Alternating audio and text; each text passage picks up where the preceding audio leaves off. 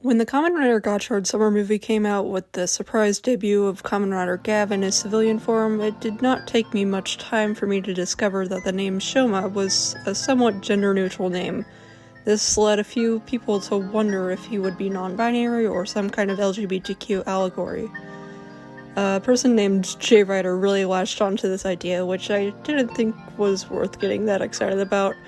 A name with a few feminine readings listed on a website that crashes my iPad barely meant anything about maybe getting some trans representation in the show. The show wouldn't be super woke just because it's got a female head writer. I have never been so wrong in my entire life. The topic of feminism in Kamen Rider Gavv is a paradox by nature. This is the first show since Kamen Rider Build, which premiered in 2017, to not have a female writer.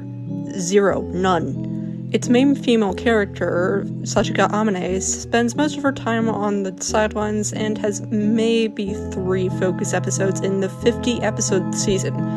There is at least one fridging, as is customary for the franchise. But then there's stuff like this quote from a producer of the show, named Naomi Takabe, on its head writer, Junko Komura. Komura is especially strict with political correctness in the way that female characters are depicted. So much that one time, when a director added a scene she didn't write where Sachika made pasta for Shoma, she wrote in the next episode a scene where Shoma makes soba noodles for Sachika. I can feel her firm conviction to not let Sachika be a character who only sits around being protected by heroes and waiting for them to come home. Or this Twitter thread which garnered significant attention talking about how Gavv imparts positive messages on boys and deconstructs the toxic masculinity that's prevalent in Toku. I don't agree with the thread entirely, but it does make excellent points. Gavv is essentially about breaking cycles of abuse and corruption which harm everyone, but it specifically focuses on how it affects female characters who are sacrificed to the plot very early on, such as Shoma's and Honto's mothers, as well as Shita. The thread argues that this is to highlight how the system in Gavv robs specifically women of agency, encouraging the show's male viewers to fight the patriarchy like its heroes do. The other characters respect Sachika as their boss and as a point of authority. Sachika challenges norms with her gyro style, though this is a kind of complicated topic. See Moon Channel's video which discusses it if you want to learn more. The male heroes do often leave Sachika out of important moments and withhold a lot of information from her, but they are arguably proven to be unjustified in those actions in the later episodes when Sachika does confront them about that secrecy. It's extremely stupid that this show does not have a female writer when there were absolutely openings in the plot for Sachika or Liesel to become one. We can only guess why this happened. The existence of Sachika's yellow bubble implies that there may have been plans for her to become a writer, but it's impossible to verify this. I don't want to touch on Sachika writer discourse for long. Keza Henshin has a video related to it that I recommend. The show's heroes communicate with each other very well. Misunderstandings are often resolved quickly, and they're fairly open with each other about their emotions. Secrets being kept for dozens of episodes is a common pitfall of Kamen Rider shows, and Gavv completely avoids it. A specific reveal and the misunderstandings it causes, which would typically linger for at least 2 episodes, are resolved within 1 in a very believable manner. We'll talk more about that episode in a bit. The longer period of tension between Shoma and Honto, which directly follows the resolution of the first one, isn't triggered by a misunderstanding, but instead by Honto falling into a trap of toxic masculinity. He's egged on by Suga, who's become kind of a mentor figure for him after the convenient death of his previous mentor, to get stronger because his physical limits as a human make him weaker than everyone else who's fighting.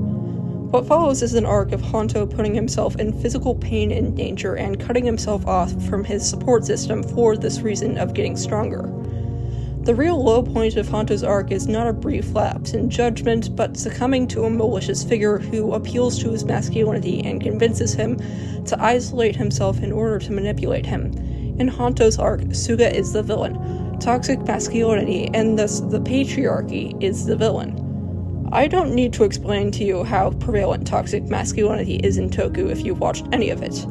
Being media that primarily stars male superheroes as their protagonists, it's hard to get very far before you see a male character shouldering a burden by himself, constantly trying to get stronger, going off to fight alone, or sacrificing himself. If these actions are done to protect other people, it's almost guaranteed that they'll be framed as positive choices. The problem is that in real life, it's extremely unhealthy to teach boys these ideas. It reinforces patriarchal norms that men should be stronger than women and imposes impossible standards on all men and boys to always suppress emotions and never rely on others. This has a debilitating impact on the mental health of men, and it's what allows for the perpetuation of misogyny. But you already know that, I hope. This is how Kamen Rider Gavv is able to be feminist. It's incredibly depressing to say this, but Komura may have seen the poor treatment of female writers in recent writer seasons and decided that the most effective angle to take for now is to focus on how men can change things instead. And she does that very well. Hanta's arc is about how it's okay to have flaws and weaknesses and to rely on others, and also about confessing to the boy he likes. The writers fight the corrupt male-led government, which was confirmed in a producer note to be a power-scaling meritocracy. Maybe that's just so they can fight a strong enemy in the plot, but also it connects the idea that women are physically weaker than men. Oh no, here comes the women's sports discourse. And they also fight Shoma's abusive family that murdered his and Hanta's mothers. Shoma himself has an early arc of feeling conflicted about whether he should stop humans from being happy in order to protect them, but recalling how much his dad's abuse in the name of protecting his mom made her suffer, decides to protect happiness. In other words, he realizes the consequences of repressing emotions and vows to combat the forces that prey on emotional vulnerability instead. In this sense, Gavv is about fighting the system of the patriarchy. That is how it is still, in a way, feminist.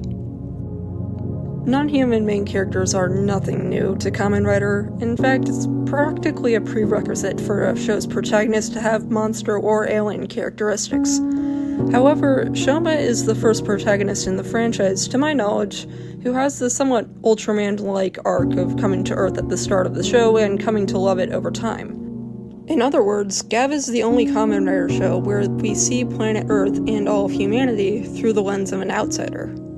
More obvious than any other possible readings of Shoma's character arc that I'll address soon is his biracial identity.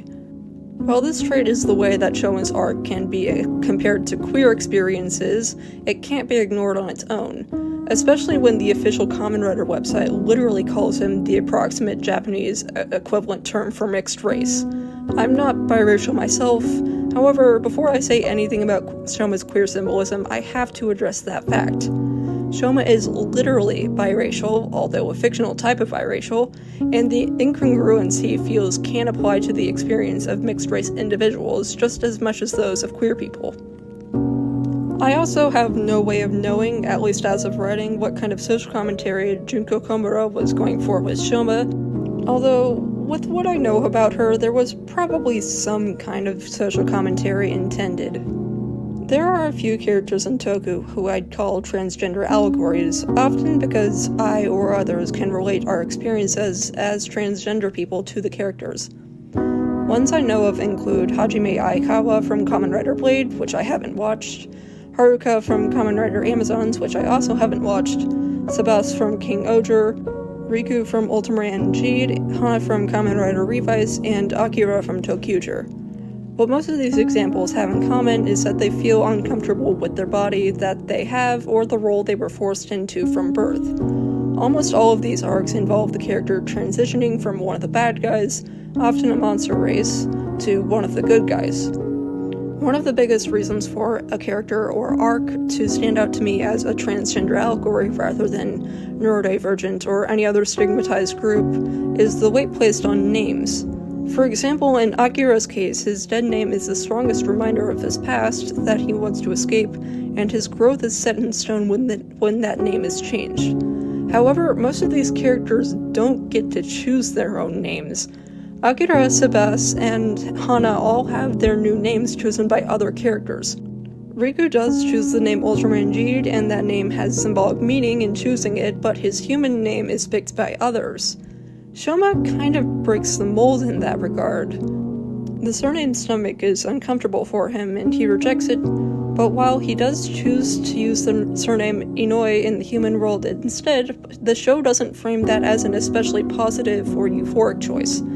Using this name is an act of survival, a way for Shoma to hide parts of himself so that he can fit in, rather than a symbol of coming into his own. This is another part where the point of the arc is more mixed race than anything else. Using the surname Inoi lets Shoma deepen his connection to his late mother and her family, but it's done as a form of code switching. Shoma is half Grandute and half human, and unlike many other trans allegory characters I've mentioned, that Grandutes aren't inherently evil.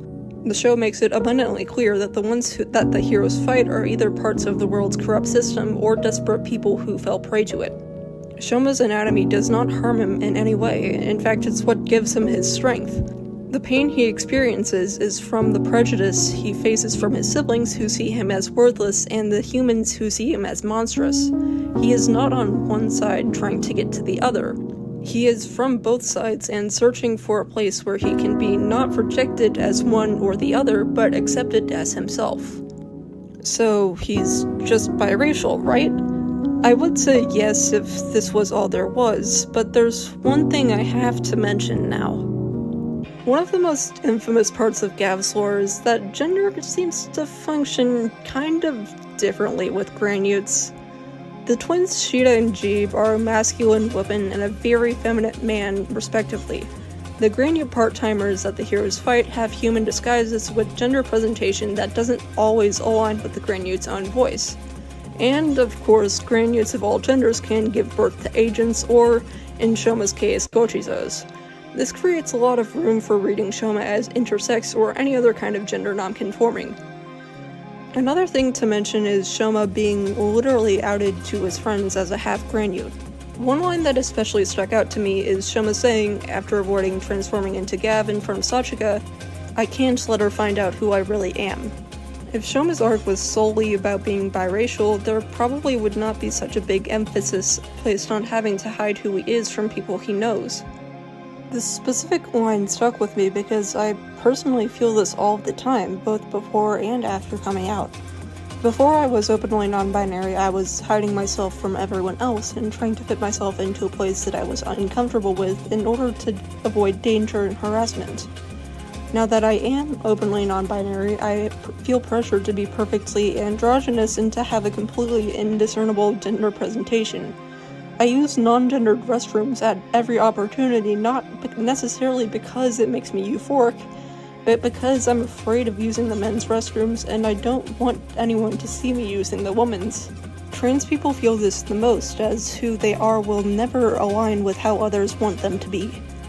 Transitioning to the point of your gender presentation being almost indistinguishable from those of your cisgender peers, which is called stealth, is a feat reserved for binary trans people privileged enough to afford the medical care that it requires. And even then, there are those out there who say that you're still not man or woman enough, that the truth lies in your chromosomes or your internal organs or your non-existent reproductive selves formed at conception or whatever the fuck else. Which makes Shoma's eventual outing hurt all the more. Upon finding out, Honto is furious and comes at Shoma with all the prejudice he was afraid of the whole time. He comes to his senses later, but for a moment he forgets everything he knows about Shoma and is completely blinded by hatred. Shoma is petrified.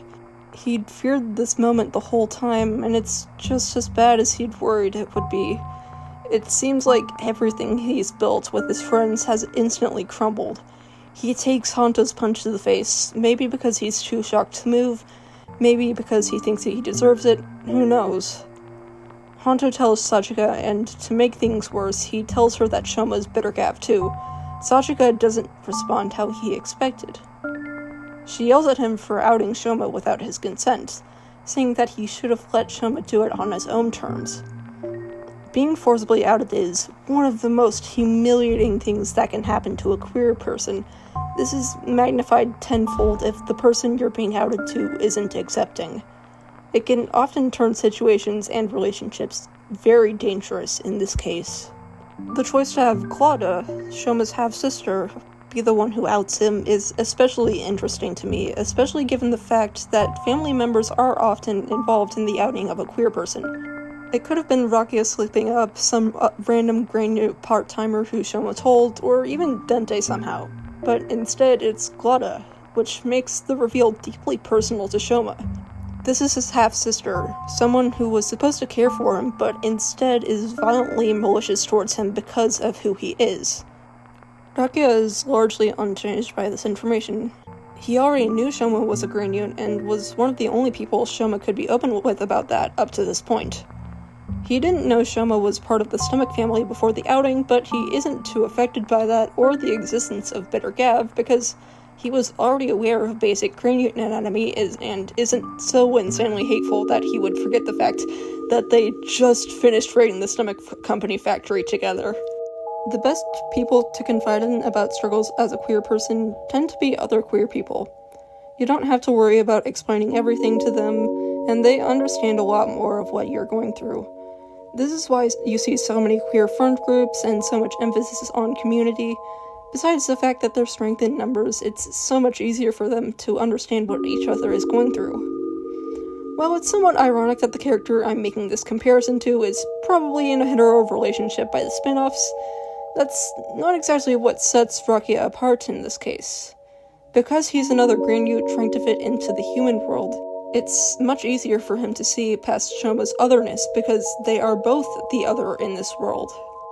However, despite Shoma's fears at first seeming to be true, Honto realizes his mistake pretty quickly and, more importantly, Sachika sees past his identity immediately.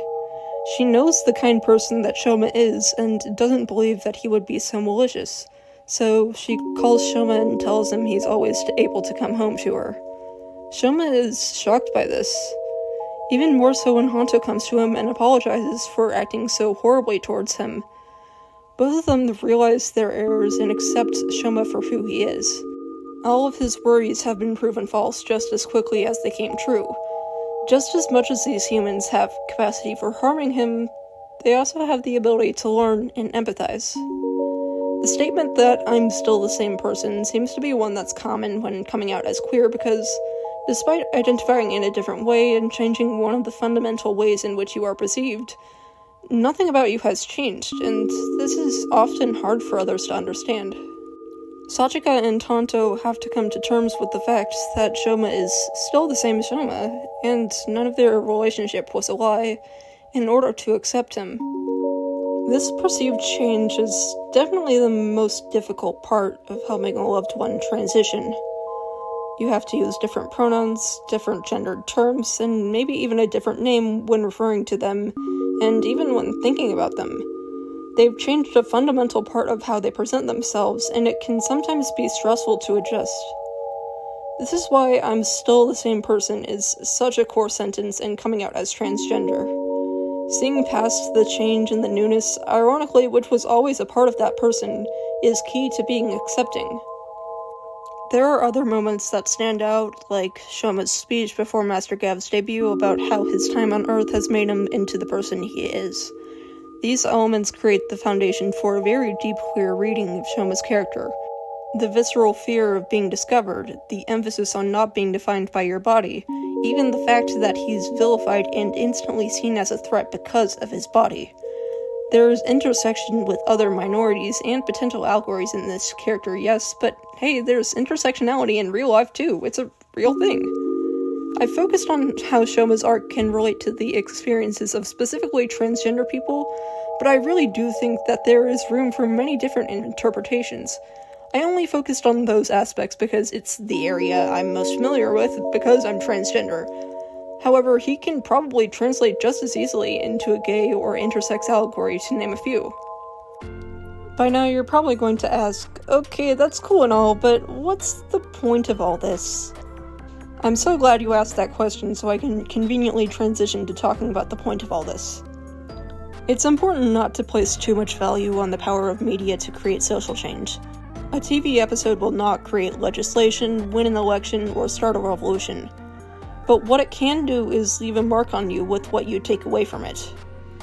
This is why you see so many people parroting the opinions of YouTubers and forming homogenous views within fandom groups.